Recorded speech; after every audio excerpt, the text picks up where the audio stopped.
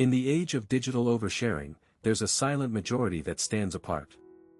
They are the people who don't post on social media. They're not lurking in the shadows, they're standing in the light, just not waving. This isn't about FOMO or missing out, it's about a different kind of abundance. They have something many of us have lost, the gift of presence. Psychologists call it mindfulness, a form of awareness that allows them to fully engage with the world around them. It's not that they're not interested in connecting, they're just not interested in performing. This might seem like a weakness, but what if it's actually a superpower? What if their silence is a form of power? Their choice to step back isn't about laziness, it's about energy conservation. They're not avoiding life, they're choosing it, one real, unfiltered moment at a time. But why? What drives them? Let's dive in. You navigate the digital landscape with a discerning eye, recognizing the energetic cost of constant broadcast and choosing instead to conserve your vital resources for more resonant experiences.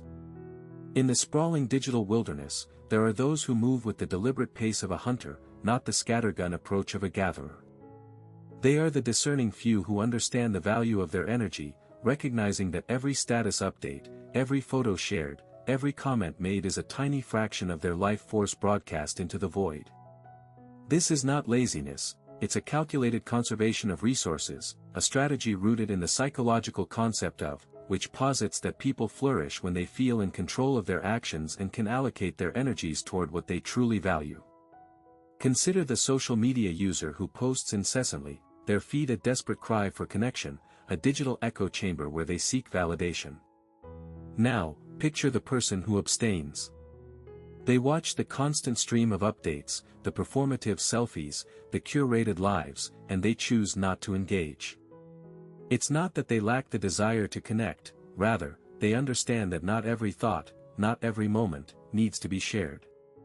They are like the wise traveler who packs light, carrying only what's necessary, leaving room for spontaneity and depth. Their energy is not frittered away on trivial broadcasts. Instead, it's conserved, reserved for meaningful interactions, for experiences that resonate deeply. This discerning approach to the digital landscape is akin to the philosophy of, where one practices deliberate attention to what truly matters. The Stoics advocated for a focus on what one can control and indifference to what one cannot. In the digital age, this translates to a conscious choice about where and how to invest one's energy. The person who chooses not to post constantly is not a Luddite or a technophobe. They are a pragmatist, understanding that the digital world, like the physical one, has its own ecology, its own costs and benefits. They navigate this landscape with a discerning eye, recognizing that not every digital interaction is worth the energetic currency it demands. You understand that true connection isn't measured in likes or shares, but in the depth and authenticity of your presence, allowing you to engage with the world on your own terms, unburdened by the pressure of performance. They sit in a cozy cafe, not to post a picture for their followers, but to enjoy the aroma of coffee, the warmth of the cup in their hands, and the genuine conversation flowing between them. This is where true connection happens. Not in the curated posts or the carefully crafted captions, but in the unscripted moments, the shared silences, and the authentic laughter. They understand that true connection isn't measured in likes or shares, but in the depth and authenticity of their presence. It's not about the number of people who see their life, but the quality of the bonds they form. This understanding is rooted in the psychological concept of self-determination theory, which emphasizes the importance of autonomy, competence, and relatedness in human motivation. For them, every interaction is a choice, not a performance. They engage with the world on their own terms, unburdened by the pressure to perform or the need to seek external validation. This freedom allows them to be fully present, to listen actively, and to respond genuinely. It's not just about being offline, it's about being truly connected. They value depth over breadth. While others are busy collecting likes and shares, they are investing time and energy in cultivating meaningful relationships. They understand that true connection requires vulnerability and authenticity. It's not about showing the highlight reel of their life, but about sharing the raw, unfiltered moments. This is where the real strength lies.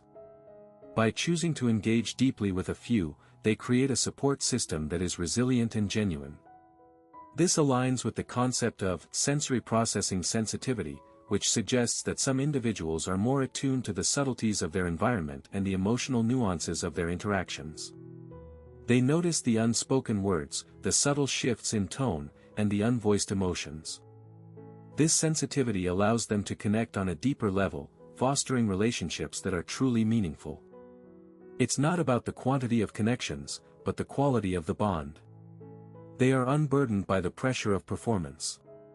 While others are constantly curating their online persona, they are free to be themselves. This freedom allows them to engage with the world authentically. They don't have to worry about the perfect filter or the right caption. They don't have to perform for an audience. This authenticity is refreshing and attractive. It draws people to them, creating connections that are based on genuine interest and mutual respect. This is where the real power lies. By choosing to live authentically, they inspire others to do the same. They create a ripple effect, encouraging a shift towards more meaningful and authentic connections. This is the essence of true connection. It's not about the likes or the shares, but about the depth and authenticity of their presence. It's about engaging with the world on their own terms, unburdened by the pressure to perform. This is the strength of those who choose not to post on social media. Your quiet observation allows for a richer internal world, processing information and nuances that might be lost in the clamor of constant digital engagement, a testament to your sophisticated internal architecture. In the quiet corners of life, away from the flashing screens and endless scrolls, a different kind of psychological landscape unfolds. Cognitive psychologist Jerome Kagan's theory of sensory processing sensitivity suggests that some individuals possess a heightened awareness and depth of processing in their environments. These are the people who don't post on social media, not out of laziness or disconnection, but because their minds are occupied with a richer, more nuanced internal world. They are the silent observers, the deep thinkers, the ones who absorb the world around them like a sponge, processing information in layers, not just pixels. Consider a bustling coffee shop. While others might snap a photo of their latte art for Instagram, this person is watching the interplay of conversation at the next table, noticing the subtle shifts in tone, the unspoken language of gestures. They are building a mental model of the world, not through curated snapshots, but through a continuous, unfiltered stream of observation. This is their strength, their superpower, the ability to see beyond the surface, to understand the nuances that others might miss. It's not that they don't engage, they engage differently, more deeply, more thoughtfully. This depth of processing is not just about observation, it's about integration. They take in the world, turn it over in their minds, and weave it into their understanding of life. It's like they have an internal loom, constantly working, constantly creating patterns from the threads of their experiences. This is what German philosopher Georg Wilhelm Friedrich Hegel might have referred to as the concrete universal, a synthesis of the particular and the universal, the individual experience and the broader context. They don't just react to the world, they digest it, metabolize it, and transform it into something uniquely their own. This internal architecture is not a sign of weakness or withdrawal, it's a testament to a mind that processes, understands, and connects at a deeper level. And this is why they don't post. Their world is not a series of moments to be captured and shared, but a continuous, evolving tapestry to be experienced and understood. This depth, this richness, is what fuels their quiet observation, and it's also what makes them resilient to the noise and distraction of constant digital engagement. It's not that they can't engage with social media, it's that their engagement is of a different quality, a different depth. And this leads us to another aspect of their psychological landscape, their ability to set boundaries, to protect their mental space from the constant clamor of the digital world. You inhabit your existence fully, finding profound meaning in the present moment and the quiet hum of being, rather than seeking validation through external digital echoes. They sit in a cafe, not to post a picture of their latte art, but to savor the warmth of the ceramic, the aroma of the espresso, the symphony of clinking cups and hushed conversations. This is where they find their validation, in the tactile, the olfactory, the auditory, not in the digital approval of strangers. This is not a rejection of technology, but a profound engagement with reality, a concept that philosopher Martin Heidegger would call Dasein, or being there. It's a state of mind that embraces the here and now, finding meaning in the mundane, the ephemeral, the authentic. Their quiet hum of being is not a lack of social connection, but a deep, intentional engagement with the world around them. They might be the person who strikes up a conversation with the barista, who notices the changing colors of the leaves, who listens intently to a friend's story. This is a form of mindfulness, a psychological concept that involves maintaining a moment-by-moment awareness of our thoughts, feelings, bodily sensations, and surrounding environment. It's a practice that has been shown to reduce stress, improve focus, and enhance emotional well-being. In a world that often equates self-worth with online presence, their choice to inhabit their existence fully is a radical act of self-acceptance. It's not that they don't care about validation, they've simply chosen a different currency. Their worth is not measured in likes or shares, but in the depth of their experiences, the richness of their relationships, the quiet joy of a moment well lived.